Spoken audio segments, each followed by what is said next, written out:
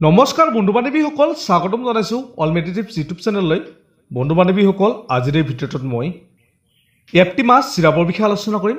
এই এপ্টিমাছ চিৰাপটো কি কণ্ডিশ্যনত ব্যৱহাৰ কৰা হয়, ইয়াতে কি কম্পজিশ্যন আছে, কোনটো কোম্পানীয়ে মেনুফেকচাৰ কৰিছে, ইয়াৰ মূল্য কিমান, ইয়াৰ বেনিফিটছ, ড'জ, ছাইড ইফেক্ট আদিৰ বিষয়ে বিতংভাৱে আলোচনা কৰিম। আপোনালোকে ভিডিঅ'টো স্কিপ নকৰাকৈ আৰম্ভণিৰ পৰা শেষলৈকে চাব। বন্ধুসকল, এপ্টিমাছ চিৰাপটো মেনুফেকচাৰ কৰিছে মেনকাইণ্ড ফাৰ্মাচিউটিকেল লিমিটেডে। ইয়াতে 200 ml পেক আছে। ইয়াৰ মূল্য হ'ল 135 টকা। আপোনালোকে যিকোনো মেডিকেল ষ্ট'ৰত পাই যাব। ইয়াত থকা মূল কম্পজিশ্যনসমূহ হ'ল ইয়াতে আছে চিপ্ৰহেপ্টাডাইন পাৰ ml 2 mg, চৰ্বিটল পাৰ 5 ml 2 গ্ৰাম, আৰু আছে ট্ৰাইকলিন চাইট্ৰেট 275 mg পাৰ 5 ml। ভিডিঅ'টো আৰম্ভ কৰাৰ আগতে এটা অনুৰোধ জনাওঁ, যদি আপুনি আমাৰ এই ভিডিঅ'টো প্ৰথমবাৰৰ বাবে চাই আছে, আপোনালোকে প্লিজ চেনেলটো ছাবস্ক্ৰাইব কৰি দিব আৰু কাষত থকা বেল আইকনটো প্ৰেছ কৰি দিব। তো বন্ধু বান্ধৱীসকল, প্ৰথমতে আমি এই চিৰাপৰ বেনিফিট সম্পৰ্কে আলোচনা কৰিম। সাধাৰণতে ভোক কমি যোৱাৰ ক্ষেত্ৰত যিসকল ব্যক্তিৰ ভোক নালাগে, খাদ্য খাবলৈ মন নাযায়, এনেকুৱা ক্ষেত্ৰত এই এপ্টিমাছ চিৰাপটো ব্যৱহাৰ কৰা হয়। এই চিৰাপে ভোক বৃদ্ধি কৰে আৰু ওজন বৃদ্ধি কৰাত সহায় কৰে।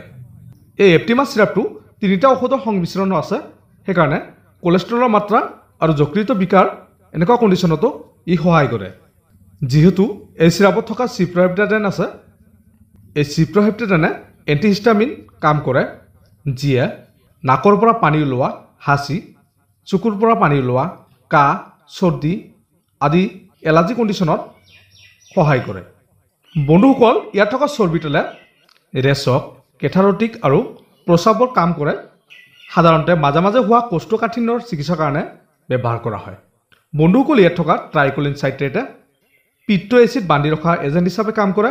সাধাৰণতে ইয়াক উচ্চ কোলেষ্ট্ৰলৰ মাত্ৰা নিয়ন্ত্ৰণ আৰু যকৃত বিকাৰৰ বাবে ব্যৱহাৰ কৰা হয়।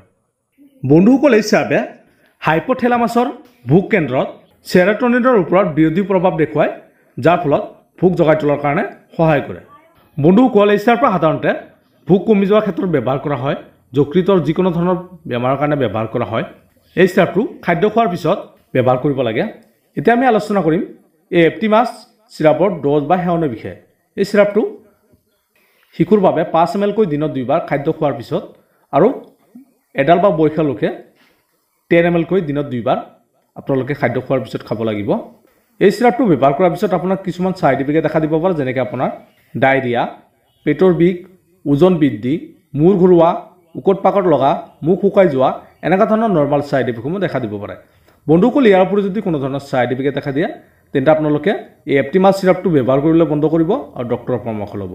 বন্ধুসকল, এতিয়া আমি এই চিৰাপৰ সাৱধানতা কি কৰিব লাগিব ইয়াৰ বিষয়ে জনাই আছোঁ। যদি আপুনি গৰ্ভৱতী বা গৰ্ভাৱস্থা হৈ আছে, এনেকুৱা কণ্ডিশ্যনত আপোনালোকে এই চিৰাপটো গ্ৰহণ কৰিব পাৰে, যদি আপোনাৰ ডক্টৰে প্ৰিছক্ৰাইব কৰি দিয়ে। এই চিৰাপটো এলকহল বা মদ্যপানৰ সৈতে আপোনালোকে ব্যৱহাৰ কৰা উচিত নহয়। যিসকল লোকৰ বৃক্ক ৰোগ আছে বা কিডনীৰ কোনো সমস্যা আছে, এনেকুৱা ক্ষেত্ৰত এই চিৰাপটো সাৱধানে ব্যৱহাৰ কৰিব লাগিব। তো বন্ধু বান্ধৱীসকল, আজিৰ এই ভিডিঅ'টো ইমান আছিল। যদি ভিডিঅ'টো ভাল লাগে, প্লিজ এটা লাইক কৰি দিব, আৰু এপ্টিমাছ চিৰাপটোৰ বিষয়ে অধিক জানিবৰ কাৰণে আপোনালোকে কমেণ্ট কৰি জনাই দিব পাৰে। ধন্যবাদ।